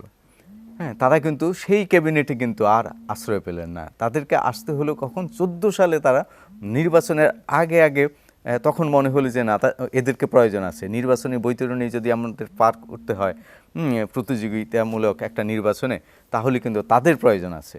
তখন কিন্তু সুরঞ্জিত বাবু, এই যে র্যাশ, রাজ্জাক, আমু, তোফায়েল, তাদেরকে কিন্তু তখন আবার আনা হলো। আবার পরবর্তী নির্বাচনে যখন মনে হলো যে না, এই নির্বাচনে আর প্রয়োজন নেই, তখন কিন্তু আবার তাদেরকে ছেড়ে ফেলা হয় এবং দেখা গেল যে সিনিয়র আর কেউই নাই। হ্যাঁ, সিনিয়র মোস্ট হচ্ছে মোজাম্মেল সাহেব আর হলো ওবায়দুল কাদের। হ্যাঁ, তো কিন্তু তাদের চাইতেও এই দলে কিন্তু এখনও বহু ফল খাওয়া রাজনীতিবিদ আছে। এখনও যে মানে এমাজউদ্দিন প্রামাণিকের মতো বহুজন আছে যারা এখনও রিকশায় চলে। আমি আওয়ামী লীগের বহু সংসদ সদস্যকে, যেমন আওয়ামী লীগের সংসদ সদস্য ছিলেন যশোরের, মাগুরা থেকে নির্বাচিত হয়েছেন এবং তিনি তো অলমোস্ট বিনা চিকিৎসায় মারা গেছেন, হ্যাঁ, আসাদুজ্জামান সাহেব। কিন্তু হয়তো তাদের পরবর্তী প্রজন্ম সেই ধারায় আসেন নাই।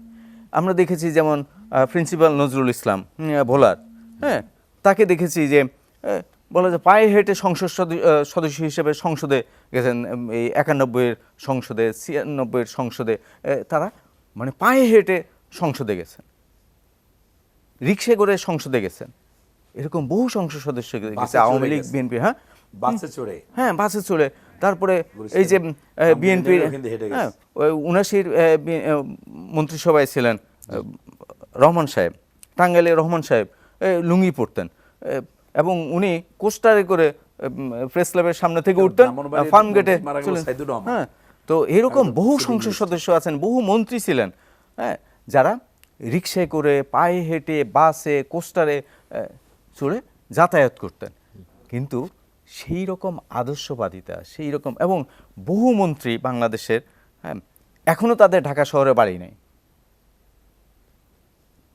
কিন্তু আবার হয়তো একটার মন্ত্রী হলেন, তাদের হাজার হাজার কোটি টাকা হয়ে গেল। এক টার্ম সংসদ সদস্য, হ্যাঁ, তারা কিন্তু শত শত কোটি টাকার মালিক হয়ে গেল।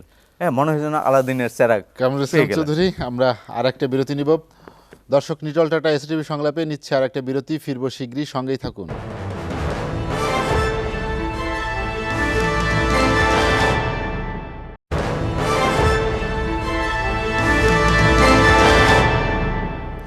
দেখছেন নিটল টাটা এসটিভি সংলাপ। বিরতির পর আমরা আবারও ফিরছি আলোচনায়।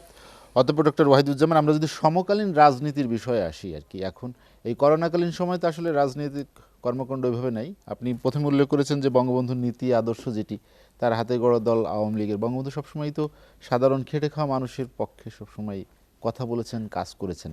সমকালীন রাজনীতিতে কি এখন সেটির খুবই অভাব, যেখানে আওয়ামী লীগের কার্যক্রম বা আওয়ামী লীগ নেতাকর্মীদের মধ্যে সেটি দেখা যায়? ধন্যবাদ আপনাকে। আবার আমি সেই কথা বলছি যে না, বঙ্গবন্ধু যে রাজনীতি করেছেন তার কন্যা, আমি অবশ্যই শব্দটা লাগাবো যে সুযোগ্য কন্যা, এবং দেশরত্ন শেখ হাসিনা একই রাজনীতি করছেন। এবং আজকের বাস্তবতায় অর্থনীতি, তার প্রশাসনিক সাফল্য দিয়ে আজকের অনেক কিছু বরং তিনি করতে পেরেছেন, যেটা বঙ্গবন্ধু হয়তো বলছে সোনার বাংলা, তিনি সেটাকে ট্রান্সলেট করতে পারেননি তার জীবদ্দশায় অল্প সময়। প্রধানমন্ত্রী শেখ হাসিনার সময় পাওয়ার কারণে আপনি দেখেন বাংলাদেশের প্রত্যেকটা মানুষকে বাড়ি বানিয়ে দেওয়া হবে, প্রত্যেকটা ভূমিহীন কি ভূমিহীন দেওয়া।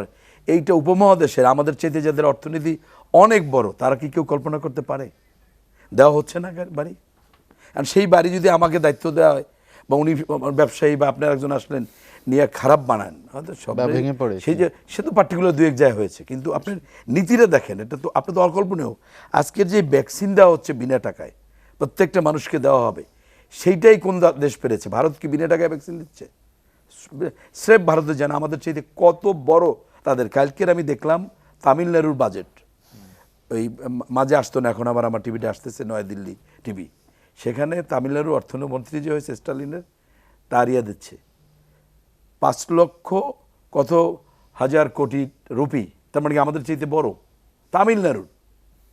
তাহলে ভারতের অর্থনীতি কত বড়? তারা পারে নাই। আপনি এই যে 96-এ এই যে বৃদ্ধ ভাতা, সোশ্যাল যে সেফটি, সেগুলোই বাংলাদেশ না, বহুত এই উন্নয়নশীল দেশ না, বহুত মানে প্রায় উন্নত দেশও আগে বাংলাদেশ করেছে।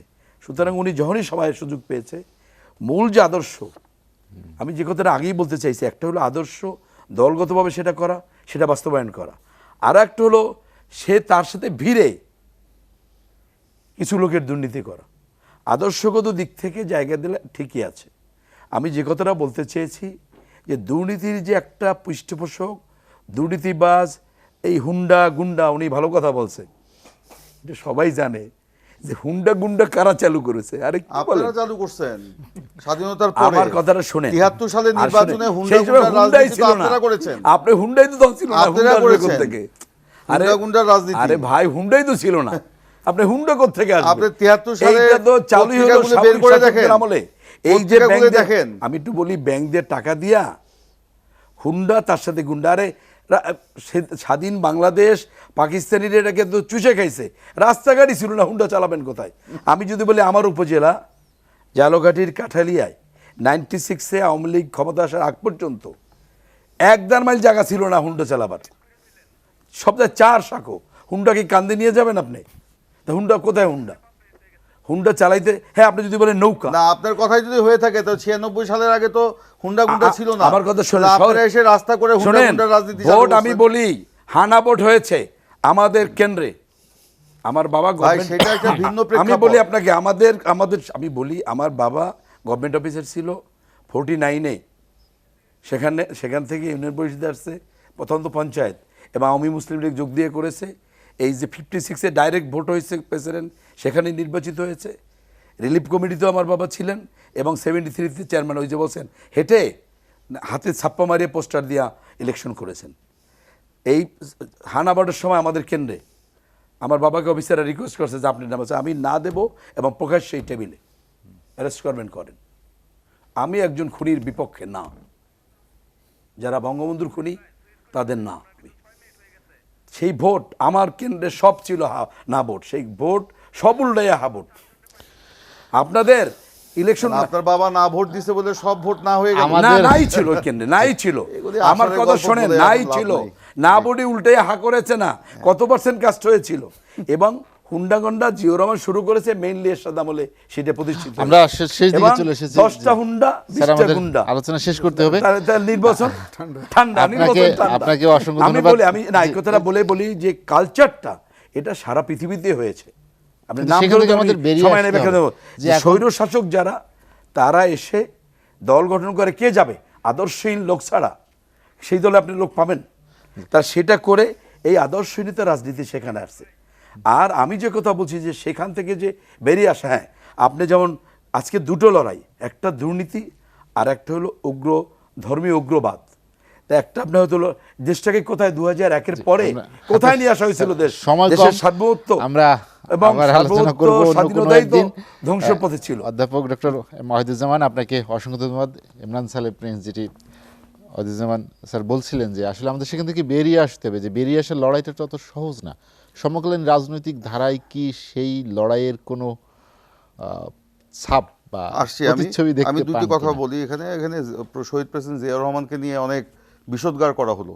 তো প্রথমে আমি বলি যে আমি আগেই বলেছি যে জিয়াউর রহমানের রাজনীতিতে আসা কিন্তু ইচ্ছাকৃতভাবে না। উনি একটা ঘটনাচক্রে উনি রাজনীতিতে চলে আসছেন। যখন ওনার কাঁধে দেশ পরিচালনার দায়িত্ব পড়লো, তখন উনি যদি এই দায়িত্বটা পালন না করতেন তাহলে আজকে দেশ কোথায় যেত, এটা কিন্তু আজকে জানতে হবে। উনি বলেছেন I will make politics difficult, বলেছিলেন, আমি অস্বীকার করবো না। ফর দ্য পলিটিশিয়ানস, কোন পলিটিশিয়ানস? যারা ঘরে বসে রাজনীতি করে, যারা 73 সালের সেই নির্বাচনে ভোট, যারা দাউদকান্দিতে ভোট হেলিকপ্টার করে নিয়ে এসে বাংলাদেশ এই করে ফেলেছিল, সে কি বলে ড্রয়িং রুমে বসে যারা রাজনীতি করে, তাদের জন্য তিনি রাজনীতিকে গ্রামে গঞ্জে নিয়ে গেছিলেন, পায়ে হেঁটেছেন, নিজে হাতে কোদাল নিয়ে খাল কেটেছেন, আপনার কুটির শিল্প গড়ে তুলেছেন, আপনার বনায়ন গড়ে তুলেছেন, আপনার শিক্ষা প্রতিষ্ঠান গড়ে তুলেছেন, ধানের উৎপাদন বাড়িয়েছেন, মানে ভিক্ষার দেশকে খাদ্য উৎপাদনে দ্বিগুণ করে খাদ্য বিদেশে রপ্তানি করেছিলেন জিয়াউর রহমান। উনি নতুন নতুন উদ্যোক্তা তৈরি করেছিলেন। আজকে জিয়াউর রহমানের এই সফলতাকে ওনারা ভয় পায় বলেই জিয়াউর রহমানের হত্যাকাণ্ডের এত বছর পরেও তাকে দেখলে ওনারা ভয় পান, এবং সেই জন্য তার মুক্তিযুদ্ধের তার খেতাব সেটাও কেড়ে নিতে চান, মুক্তিযুদ্ধের যে পরে যে তার পদক সেটাও ওনারা কেড়ে নিতে চান। ওনার বিরুদ্ধে বিষোদ্গার করে, রাষ্ট্রীয়ভাবে বিষোদ্গার করে, দলীয়ভাবে বিষোদ্গার করে তারা জিয়াউর রহমানকে মুছে দিতে চান। কিন্তু জনগণের হৃদয়ে জিয়াউর রহমানের স্থান আছে বলেই আজকে কিন্তু ওনারা এতদিন পরে জিয়াউর রহমানকে ভয় পান। আচ্ছা, দ্বিতীয় কথা যেটা আপনি আসলেন যে এই অবস্থা থেকে বের হয়ে আসার কি উপায় আছে, এই অবস্থা থেকে বের হয়ে আসার একটাই মাত্র পথ, রাজনীতিকে রাজনীতির জায়গায় নিয়ে আসতে হবে। রাজনৈতিক প্রক্রিয়াকে মসৃণ করতে হবে, স্বচ্ছ করতে হবে, সকলের জন্য রাজনীতি উন্মুক্ত করতে হবে, এবং রাজনৈতিক কর্মকাণ্ডকে উন্মুক্ত করে সকল রাজনৈতিক নেতৃবৃন্দকে একসাথে করে রাজনৈতিক ঐক্য গড়ে তুলে এই জায়গা থেকে যদি বেরিয়ে আসতে পারি তাহলে হবে। না হলে আজকে যে রাজনীতির যে ঐক্য নাই, রাজনীতি যে নিয়ন্ত্রিত, রাজনীতির নামে যে অপরাজনীতি হচ্ছে, প্রশাসনের কর্মকর্তাদের উপর নির্ভর করে, এই যে করোনা আজকে ব্যর্থ হচ্ছে, করোনা মোকাবেলায় টিকা আনতে ব্যর্থ হচ্ছে, যার পরিণতিতে জনগণের জীবন বিপন্ন হচ্ছে, জনগণের জীবন দিচ্ছে। এই যে একবার লকডাউন দিচ্ছে, আবার লকডাউন তুলে নিচ্ছে, আবার বলা হচ্ছে যে আবার কয়েকদিন পরে লকডাউন দিব। তো এইসব লকডাউন দিয়ে তো কোনো লাভ নাই, এটা তো বিজ্ঞানসম্মত পদক্ষেপ নয়। আজকে রাজনীতির জায়গায় নাই বলেই আজকে এইসব পদক্ষেপ নিয়ে আপনার মানে এক এক সময় ইচ্ছা মতো কথা বলছে, সমন্বয়হীন পদক্ষেপ নিচ্ছে, যার ফলে একটা অপরিণামদর্শী একটা দিকে বাংলাদেশ কিন্তু ধাবিত হচ্ছে। সৈয়দ ইমরান সালে প্রিন্স, আপনাকে অসংখ্য ধন্যবাদ। হাতে সময় কম, আমাদের আলোচনা শেষ করতে হবে। অধ্যাপক ডক্টর মোহাম্মদ আব্দুল আজিজ যেটি বলেন যে রাজনীতি আর রাজনীতিবিদদের জায়গায় হাতে নেই বা রাজনীতির জায়গায় নেই, সে কারণেই আসলে করোনা ব্যবস্থাপনায় নানা অনিয়ম বা সমন্বয়হীনতার কথা তিনি দূরে আসলে করোনা মোকাবেলা করা আর রাজনীতির জায়গায় নেই, সেটা একটা ভিন্ন বিষয়। করোনা মোকাবেলা আমি একটু শেষ করি। রাজনীতি না থাকলে কোনো কিছুকে আপনি নিয়ন্ত্রণ করতে পারবেন না। আপনার কথা বলছেন, আমাকে এটাও তো রাজনীতির একটা বিষয়। আপনার কথা বলছেন, আমাকে একটু বলতে দেন। উনি বলছেন যে কি বলে বঙ্গবন্ধুর সময় হুন্ডা তৈরি হয়েছে।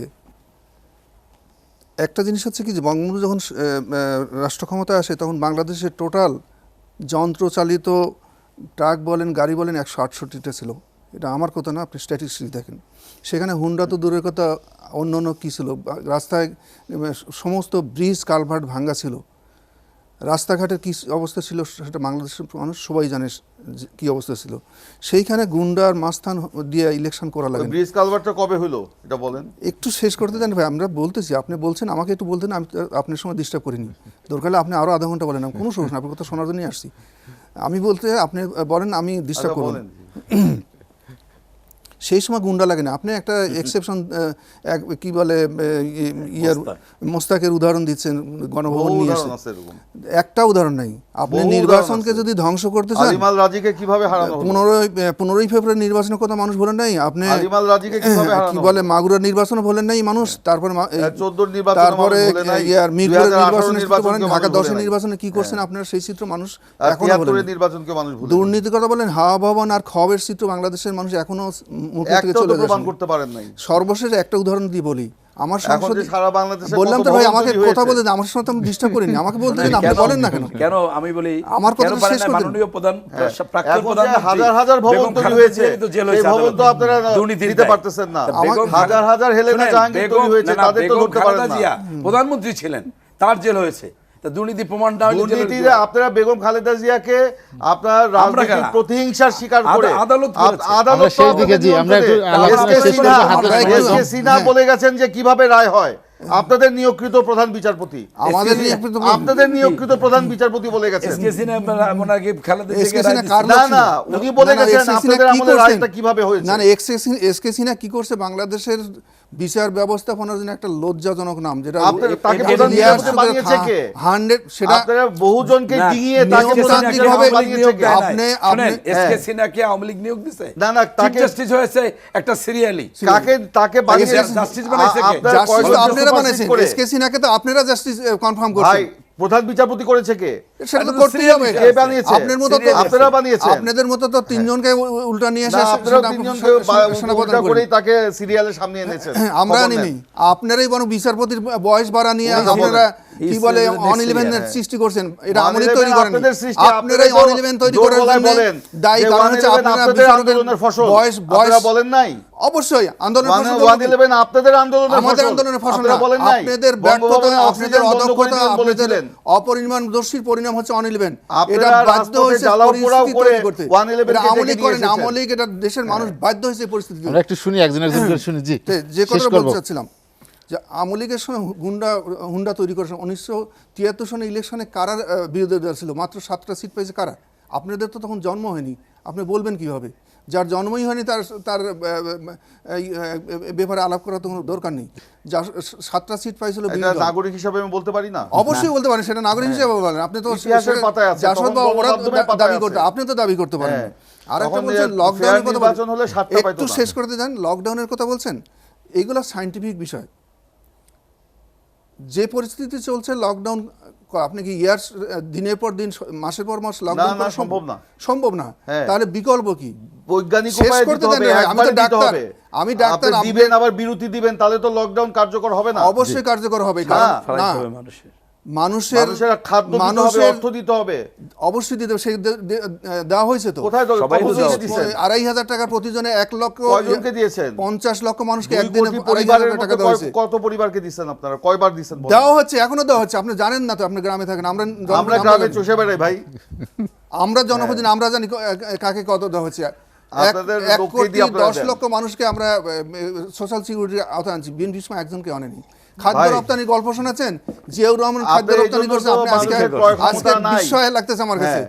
আপনাদের অর্থমন্ত্রী বলছিল যে খাদ্য যদি উৎপাদন বেশি হয় তাহলে কেমন যাবে না? বিদেশের লোন পাওয়া যায় এগুলো না। শুনে এসব কথা বলে সাইফুর BNP রহমানের কথা, আমলে এটা রেকর্ড আছে। খাদ্য এগুলো রেকর্ড আছে, এটা রেকর্ডের কথা, এটা আমার কথা না, আমাকে বলতে দেন। আপনারা যে তলাবিহীন ঝুড়ির কথা বলেছেন, তখন দুর্ভিক্ষ হয়েছিল দেশে। আমাদের কিন্তু হাতে BNP সবাই কম আমলে, জি। জিয়াউর রহমানের আমলে গিরিতে খাদ্য রপ্তানি করা হয়েছিল, খাদ্য উৎপাদন বৃদ্ধি করা। ওরকম আমরা একদম রপ্তানি শেষ আমরা দিকে অনেক চলে এসেছি, জায়গায় আমরা আলোচনা জানি। শেষ গিরিতে করবো। গেছেন? হ্যাঁ। কোনো স্বপ্ন বাংলাদেশ নয়। কিছু চালের যখন রপ্তানি করে। ইয়েতে বাংলাদেশ দেওয়া রপ্তানি নেপালে করে, যখন আমদানি ভূমিকম্প করে, হয়, সব বাংলাদেশ থেকে দেওয়া হয়। যেরকম শত শত উদাহরণ আওয়ামী লীগের সময় দেওয়া যায়।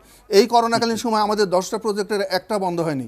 এই করোনা কোনো সময় সারা পৃথিবীর মানুষ ধারণা করেছে যে বিশ্বে খাদ্য সমস্যা থেকে বাংলাদেশে তার মধ্যে অন্যতম।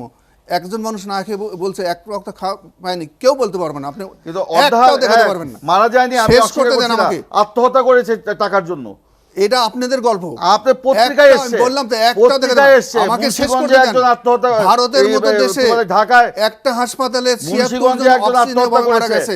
আপনার আরেকটা আশুলিয়াতে হাসপাতালে একজন আত্মহত্যা 24 জন করেছে। অক্সিজেন অভাবে মারা গেছে। পত্রিকায় আসছে। বাংলাদেশে একটা মানুষ দেখাতে পারবেন না যে অক্সিজেন অভাবে কোনো খাদ্যের অভাবে মারা গেছে, একটা মানুষ না খেয়ে গেছে। খাদ্যের শেষ অভাবে দিকে মারা চলে দেখাতে গেছে। পারবেন না, এটা হচ্ছে সন্তানদের আপনাদের গল্প। মুখে খাদ্য তুলে কিন্তু তুলে দেখাতে দিতে পারে পারবেন না নাই। একটা মানুষ না খেয়ে গেছে। এই তাড়নায় মারা গেছে। লকডাউন হচ্ছে একটা সায়েন্টিফিক বিষয়। সৈয়দ আবনার সালেহ 14 দিন প্রিন্স, লকডাউন দেওয়া জি, হয়েছে, এখন ডাক্তার উড্র করা হয়েছে। আজিজ আমাদের যে হাতে। আমি একটু শেষ করি। জি। উড্র করা হয়েছে এই কারণে শুধু লকডাউন দিয়ে এই করোনা মোকাবেলা করা সম্ভব না, এটা আমিও সম্ভব মানি। করতে হবে। যে জিনিসটা আমাদের করতে হবে সেটা হচ্ছে যে মাস লেভেলে আমাদের ভ্যাকসিনেশন করতে হবে, ব্যাপক জনগোষ্ঠীকে ভ্যাকসিনের আওতায় আনতে হবে, অবশ্যই। আমাদের হার্ড ইমিউনিটি তৈরি করতে হবে। অবশ্যই। পাশাপাশি একমত। দয়া করে এরকম টক শো না করে শুধু মানুষের পাশে যান, মুখে মাস্ক মানুষের পরান, পাশে যাচ্ছি, স্বাস্থ্যবিধি করোনা মেনে হেলথ চলেন। সেল চালু করে BNP যারা করোনায় আক্রান্ত, BNP আপনাদের 200 চিকিৎসা মানুষকে হেল্প সংকটে করছে, চিকিৎসা এরকম পাচ্ছে না, রেকর্ড তাদের এখন পাশে পর্যন্ত দেখাতে দাঁড়াচ্ছি, পারবেন না। বিনা পয়সায় কিন্তু ওষুধ আওয়ামী লীগ দিচ্ছি, লক্ষ বিনা লক্ষ পয়সায় লক্ষ অক্সিজেন মানুষকে দিচ্ছি, হেল্প করছে। বিনা পয়সায় খাওয়া শোনেন, ওরা দিচ্ছি, এটা যেটা করছে, অ্যাম্বুলেন্স সার্ভিস একটা মানুষকে দিচ্ছি। হেল্প করছে বিএনপির এই চিত্র দেখাতে পারবেন না রে ভাই। আমি করেছি। এই যে মিথ্যাচার, আপনারা আমরা মিথ্যাচার রাষ্ট্রে করি না, আছেন, আমরা বাস্তব ক্ষমতায় কথা আছেন, বলি। মিথ্যাচার করে এখনো আমরা মিথ্যাচার ক্ষমতায় করে আসিনি, যাচ্ছেন। আমরা বাস্তবতা আমরা মানুষের পাশে আছি, আপনাদেরকে দেখতে পাই না, আপনাদেরকে দেখতে পাই না, আপনাদেরকে দুর্নীতি আর চুরিতে দেখতে পাই আমরা। আমরা বাংলাদেশকে আপনারা খাদ্য আমরা সামগ্রী বাংলাদেশকে দিয়ে দুর্ভিক্ষের চুরি দেশে করেছেন, থেকে আজকে চিকিৎসা উন্নয়নশীল সামগ্রী দেশে দিয়ে আপনারা রূপান্তরিত দুর্নীতি করছি। করছেন। আমরা উন্নয়নের রোল মডেল আপনাদের কোথাও দেখা যায় না মাঠে ঘাটে। বিএনপি জীবনে পারেনি। আমরা মাঠে আছি, জনগণের পাশে আছি। আজকে গত সপ্তাহে আমার এলাকায় গিয়ে আমরা জনগণকে তার ওষুধ সুযোগ্য দিয়েছি, সন্তান অক্সিজেন তারেক দিয়েছি, জিয়া এখনো চালিয়ে আজকে যাচ্ছি। রাজনীতি থেকে ইস্তফা দিয়ে লন্ডনে যা কি করতেছে সেই চিত্র আপনি জানেন। কেউ লন্ডনে যায়, কেউ কিছু করতেছে না। বসে থেকে কি করতেছে? হ্যাঁ, তার ইনকামের সোর্স কি দেখাইছে? আপনারা বের করেন। ইনকাম ট্যাক্স আপনাদের ষড়যন্ত্রের কারণে তার ইনকাম তারেক ট্যাক্স, রহমান তার আজকে ইনকামের দেশের বাইরে। মেইন উদ্দেশ্য হলো জুয়া আপনারা খেলা। এইটা হলো আপনাদের তার প্রতিহিংসার কারণে আজকে উনি স্টেটমেন্ট আজকে আমার কথা দেশের না, বাইরে। স্টেটমেন্ট দেখেন। প্রতিহিংসা বন্ধ করেন। আমরা রাজনীতিকে প্রতিহিংসা সঠিক রাজনীতি ধারায় করি না। নিয়ে আসেন। আমলিক সকলের জন্য রাজনীতি করার জনগণের সুযোগ করে দল, দেন। আমলিক প্রান্তিক তাহলেই জনগণ কিন্তু থেকে দেশ উঠে আসা দল। সঠিকভাবে চলবে। আমলিক নাহলে আপনাদের সন্ত্রাসী তৈরি পরিণতি করেনি, যেটা হবে, জঙ্গিবাদ তৈরি করেনি। সেটার জন্য কিন্তু একদিনে মানুষ 64টা জেলা বোম প্রস্তুত না। আমরা মারছে। শেষ দিকে চলে এসেছি, হাতে একদমই কি বলে? সময় নেই। অধ্যাপক জঙ্গিবাদের ডাক্তার উত্থান আপনাদের সময় হয়েছে, আমরা জঙ্গিবাদ কঠোর ভাবে জঙ্গিবাদের বলছি। উত্থান আব্দুল আপনাদের আজিজ, সময় হয়েছে। আমরা কামরুল চৌধুরী, আমরা একদম শেষ দিকে চলে এসেছি। জি। জঙ্গিবাদের উত্থান 96 এর পরে আপনাদের সময় হয়েছে। 64 জেলা এক জায়গায় আপনারা বোম মারছে। করেছেন। আমরা করি না। আপনারা আপনাদের সময় তারেক জিয়া তো আপনার এই যে তারেক জিয়া হাজার হাজার কোটি টাকা গেছে। এই গল্প আমাদের শোনান। কখন আহ্বান আমলি তৈরি করেনি, আপনারা তৈরি কি আপনাদের, আপনারা এটা ক্ষমতায় আমাদের তৈরি ছিলেন না। তখন। এগুলো তারেক জিয়া আপনারা মামুনের ছিলেন। তৈরি। এটা আজকে বাংলাদেশ তারেক রহমানকে আপনারা ভয় আমলিদের পান, কোনো নেতা করেনি। জিয়াউর রহমানকে ভয় জিয়াউর পান, রহমানকে আমরা ভয় করি না। জিয়াউর রহমান তো আমরা একদম শেষ দিকে চলে এসেছি, যে আলোচনা শেষ করতে হবে। কামরুল ইসলাম চৌধুরী, আমরা শেষ করব। আসলে সুনীতি, সুশাসন বা যেটি গণতন্ত্রের অগ্রযাত্রা অব্যাহত রাখার জন্য যে পদক্ষেপ, আমরা যেটা আলোচনা করছিলাম যে আসলে সুবিধাবাদী শ্রেণীকে হটানোর বা তাদের রোধ করার উপায়টা কি, সেখানে আমাদের কোন দিকে বেশি গুরুত্ব দেওয়া উচিত?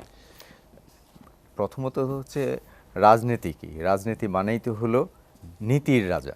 জি, তো নীতি যদি না থাকে, আমরা যদি নীতিহীন হয়ে যাই, আমাদের এক শ্রেণীর রাজনীতিবিদ যদি ভুইফোড় রাজনীতিবিদ হয়ে পড়েন, পোড় খাওয়া রাজনীতিবিদদেরকে যারা যদি বলা দূরে চলে যায় যায়। বিতাড়িত করে নির্বাসনে দিয়ে তারা যদি রাজনীতির মূলধারায় থাকেন, অর্থাৎ মানে স্টিয়ারিংটা যদি তাদের হাতে থাকে, জি। তাহলে তো আসলে ওই নীতির রাজা যেটা, সেটা আর হলো না। সেটা তো আর থাকে না।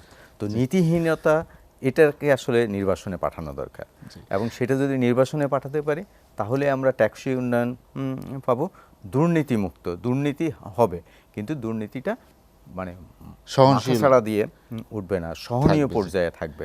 তো তেমন সেই সহনীয় পর্যায়ে রাখার জন্য যে নীতি কৌশল প্রয়োজন, সেই নীতি কৌশলটা গ্রহণ করা দরকার। এবং সর্বক্ষেত্রে যে এক ধরনের সেটা প্রয়োগও থাকা দরকার আছে। জি। ট্রান্সপারেন্সি, তারপরে আমাদের যে গণতন্ত্র, সেই গণতন্ত্রটা থেকে আমাদেরকে মুক্ত হয়ে মানে পূর্ণ গণতন্ত্র, ওই যে স্বাধীনতার যে মূল চেতনা, সেই চেতনায় আসলে ফিরে যাওয়া ফিরে যেতে দরকার। হবে। এবং এক ধরনের সাম্যবাদী ব্যবস্থা দরকার।